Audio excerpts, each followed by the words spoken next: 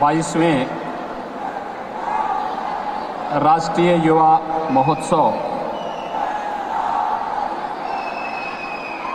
के अवसर पर आज के इस महत्वपूर्ण आयोजन में जब देश के यशस्वी प्रधानमंत्री आदरणीय नरेंद्र मोदी जी का योग्य मार्गदर्शन हमारे युवाओं को मिलने वाला है, इस अवसर पर आयोजित इस समारोह में उपस्थित भारत सरकार के युवा कार्यक्रम एवं खेल राज्य मंत्री स्वतंत्र प्रभार कर्नल राज्यवर्धन सिंह राठौर जी,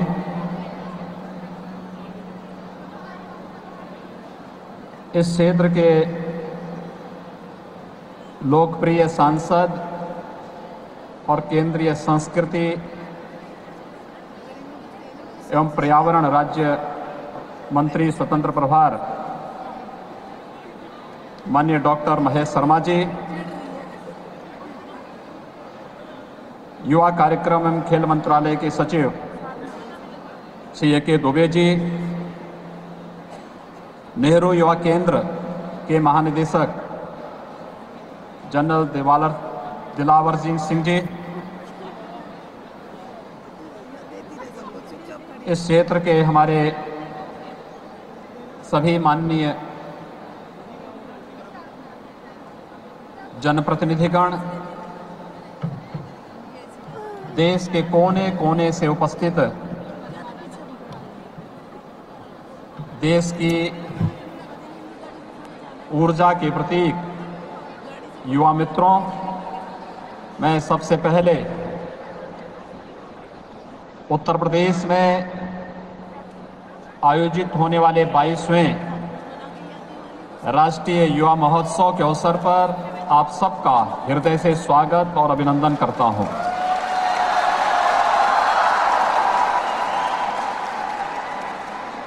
मैं आभारी हूं आदरणीय प्रधानमंत्री जी का, जिनकी प्रेरणा से देश का युवा आज उत्तर प्रदेश में एकत्र हुआ है, और मैं आभारी हूं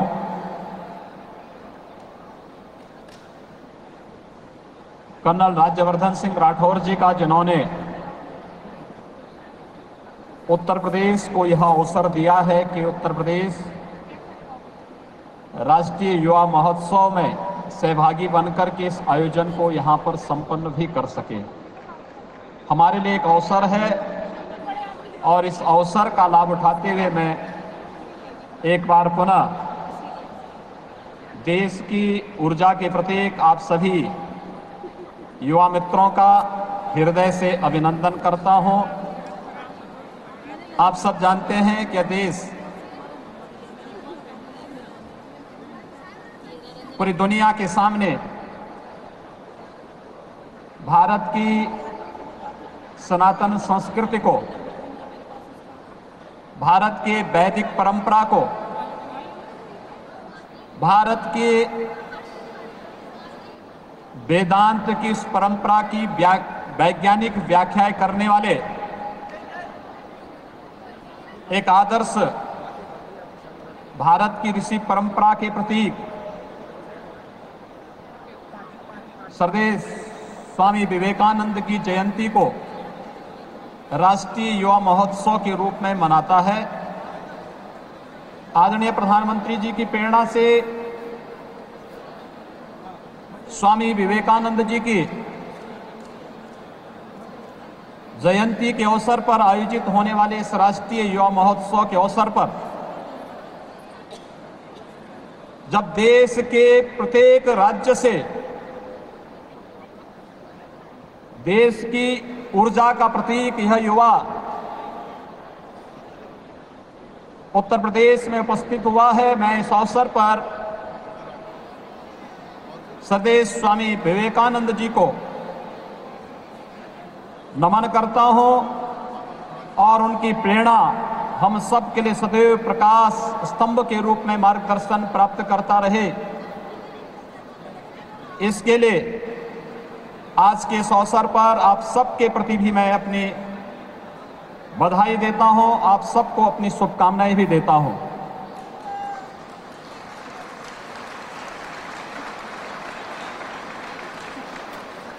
मेरे लिए यह क्षण अत्यंत आह्लादकारी है, इसलिए भी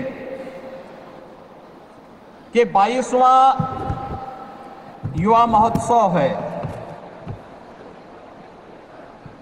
और इस महोत्सव में मुझे जो देखने को मिल रहा है कि लगभग आधे से अधिक संख्या केवल हमारी बालिकाओं का है, बेटियों का है, बहनों का है।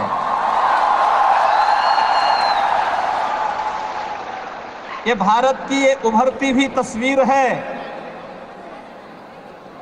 जो महिला सशक्तिकरण के माध्यम से भारत को आदरणीय प्रधानमंत्री जी के संकल्प से सिद्धि के मंत्र की ओर हम सबको प्रेरित कर रहा है। भाइयों बहनों, आप लोग उत्तर प्रदेश के ग्रेटर नोएडा स्थित इस गौतम बुद्ध विश्वविद्यालय में अपने अनेक विषम परिस्थितियों का सामना करते हुए यहां उपस्थित हुए। खासतौर पर जो हमारे मध्य भारत और दक्षिण भारत से आए हुए युवा हैं,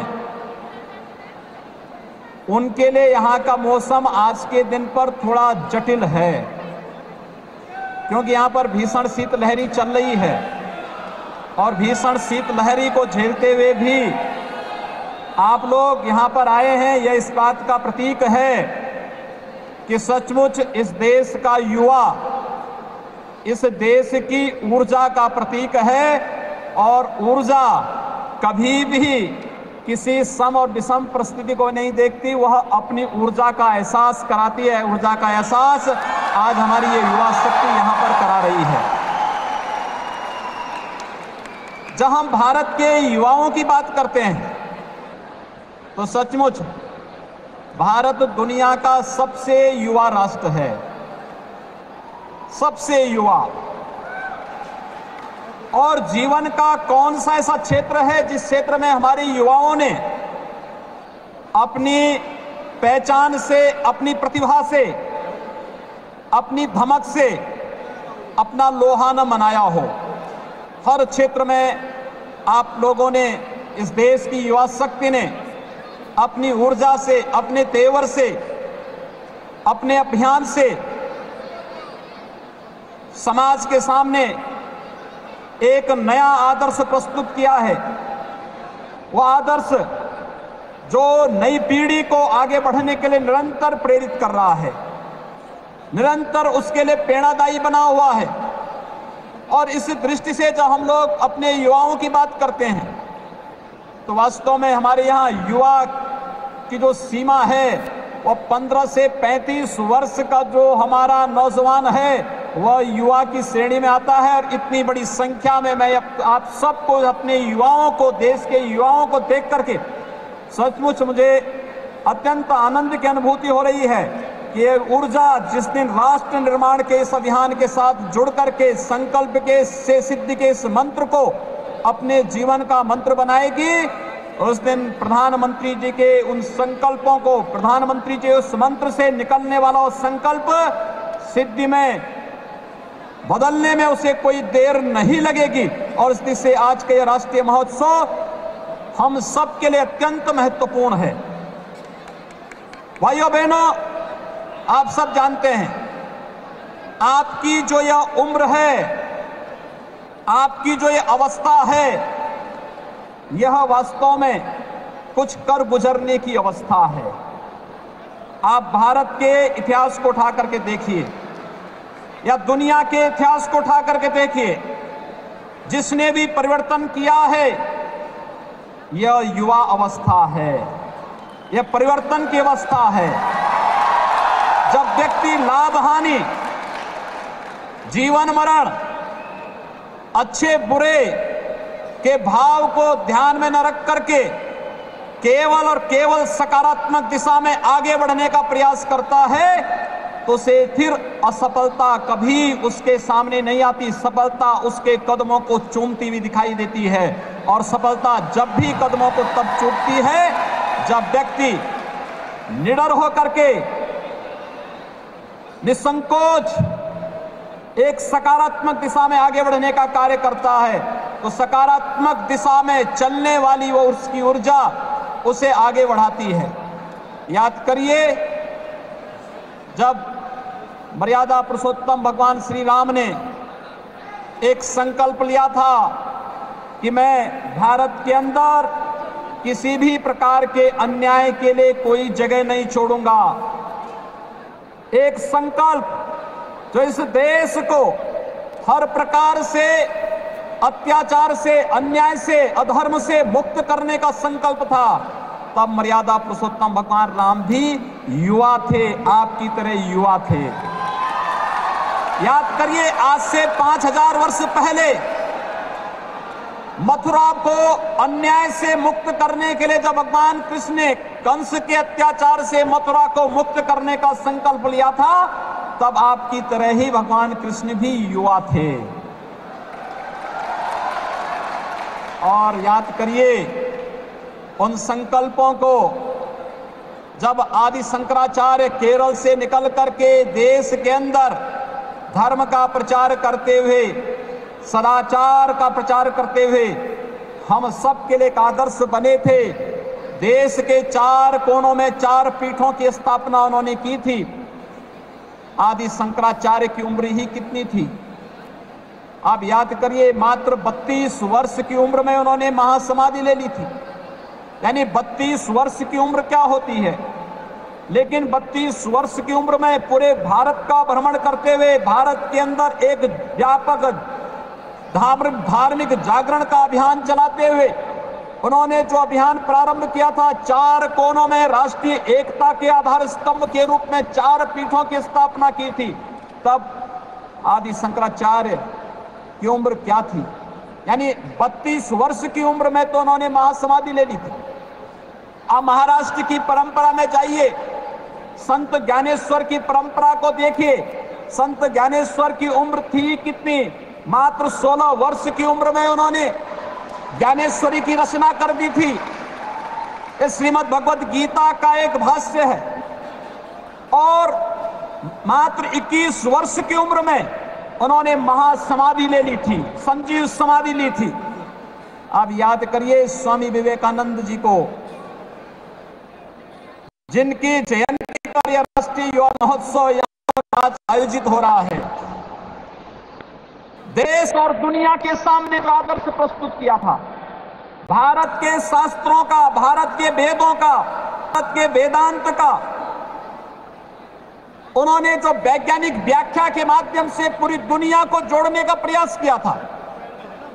पुरातन और आधुनिकता में कैसे समन्वय हो सकता है, इसीलिए रविंद्रनाथ टैगोर ने कहा था कि अगर भारत को जानना है तो हमें स्वामी विवेकानंद को पढ़ना पड़ेगा, स्वामी विवेकानंद को जानना पड़ेगा।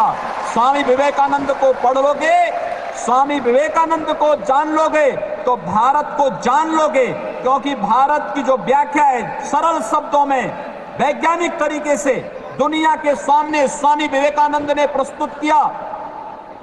स्वामी विवेकानंद का जीवन ही कितना था? मात्र 39 वर्ष। लेकिन इन 39 वर्षों में उन्होंने इस बात को साबित किया, महत्वपूर्ण ये नहीं कि व्यक्ति कितने अधिक जीता है, महत्वपूर्ण ये है उसके जीने का तरीका क्या था और उसने उन सब उस कालखंड का उपयोग समाज और राष्ट्र के लिए किस रूप में किया, यह प्रस्तुत किया स्वामी विवेकानंद ने। आप इतिहास उठा करके देखिए, इस देश और दुनिया के अंदर ऐसे ऐसे महापुरुषों का अवतरण समय समय पर हुआ है। आप देश के अंदर क्रांतिकारियों का इतिहास ला करके देखें। सरदार भगत सिंह की उम्र क्या थी? चंद्रशेखर आजाद की उम्र क्या थी?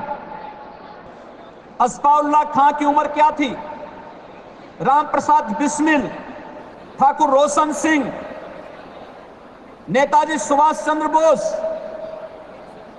देश की आजादी के जो दीवाने थे, इन्होंने युवावस्था में ही इस देश की आजादी के लिए अलग जगाया था, देश की आजादी के लिए अपना सर्वस्व न्यौछावर कर दिया था। देश के सामने 1.25 लाख से एक लड़ाऊं तो गोविंद सिंह नाम कहाऊं कहने वाले खालसा पंथ के संस्थापक गुरु गोविंद सिंह जी ने दुनिया के देश के अंदर खालसा पंथ की स्थापना करके जो अलग जगाया था। छत्रपति शिवाजी महाराज और महाराणा प्रताप का शौर्य और पराक्रम का इतिहास मैं अपनी झांसी हरगिज नहीं दूंगी। देश की प्रथम स्वतंत्र समर में अंग्रेजों को अपना लोहा मनाने वाली महारानी लक्ष्मीबाई मात्र 23 वर्ष की उम्र में देश की स्वाधीनता की लड़ाई लड़ रही थी। और याद करना, दुनिया का एकमात्र क्रांतिकारी वीर सावरकर एक ही उम्र में 2 आजन्म कारावास की सजा, उम्र क्या थी, 28 वर्ष। यह है भारत की युवा शक्ति, यह है भारत की युवा ताकत। जब अंगड़ाई लेती है तो इतिहास अपने आप बदलता हुआ दिखाई देता है। और इतिहास को बदलने के लिए आज भारत के प्रधानमंत्री जी आप सबका आह्वान करने वाले हैं। का बेहतरीन उपयोग करते हुए हम आगे बढ़ सकें, इस दिशा में एक बेहतर प्रयास आज प्रारंभ हुआ है। और इस जिससे आज के इस अवसर पर हम सब सौभाग्यशाली मानते हैं, जब स्वामी विवेकानंद जी की जयंती के अवसर पर, इस राष्ट्रीय महोत्सव कार्यक्रम के अवसर पर हमारे देश के यशस्वी प्रधानमंत्री जी का मार्गदर्शन हम सबको प्राप्त होने जा रहा है। पूरे देश से आए हुए हमारे युवाओं को प्राप्त होने वाला है। इस अवसर पर मैं आप सबका आह्वान करूंगा, हम आदरणीय प्रधानमंत्री जी के मार्गदर्शन में पिछले 3.5 वर्षों में जिस प्रकार की योजनाएं देश के अंदर लागू हुई, इन योजनाओं में आप सबने देखा होगा कि प्रधानमंत्री जी ने नौजवानों के लिए digital India, startup India, stand up India, प्रधानमंत्री मुद्रा योजना और अनेक प्रकार के अनेक योजनाओं को प्रारंभ किया। और उन योजनाओं से देश के लाखों नौजवानों के लिए कार्य करता हुआ नौजवान स्वावलंबन की ओर अग्रसर होता हुआ दिखाई दिया। आज के इस अवसर पर जब आदरणीय प्रधानमंत्री जी का मार्गदर्शन हम सबको प्राप्त हो रहा है, भाइयों बहनों, मुझे केवल एक बात कहनी है, और वह कि जब भगिनी निवेदिता से पूछा गया कि रामकृष्ण और विवेकानंद में आप क्या अंतर महसूस करते हैं, तो भगिनी निवेदिता ने एक बात कही, बहुत स्पष्टता के साथ कही थी। और वह बात कही थी, उन्होंने कहा था कि भारत के 5000 वर्षों के चिंतन के बारे में, भारत के 5000 वर्षों के इतिहास के बारे में अगर जानना है तो उसके प्रतिमूर्ति हैं रामकृष्ण परमहंस। और भारत के आने वाले 1500 वर्षों के बारे में अगर कोई चिंतन आपको देखना है तो उसकी प्रतिमूर्ति हैं स्वामी विवेकानंद। स्वामी विवेकानंद के बारे में भगिनी निवेदिता जी द्वारा कही गई ये बातें आज सार्थक होती हुई दिखाई देती हैं, जब नरेंद्र से नरेंद्र तक की इस यात्रा के भागीदार और इस बात के साक्षी हम सब बन रहे हैं। इस अवसर पर जब देश के प्रधानमंत्री जी का मार्गदर्शन हम सबको प्राप्त होने वाला है, भाइयों बहनों, मुझे केवल एक बात कहनी है, देश के 1500 वर्षों के बारे में, देश के बारे में जो चिंतन स्वामी विवेकानंद ने किया है, स्वामी विवेकानंद जी के उस चिंतन को आज साकार करते हुए दिखाई दे रहा है देश का यशस्वी नेतृत्व आदरणीय प्रधानमंत्री श्री नरेंद्र मोदी जी के नेतृत्व में। और भारत दुनिया की एक महाशक्ति के रूप में उभरता हुआ भारत दिखाई दे रहा है।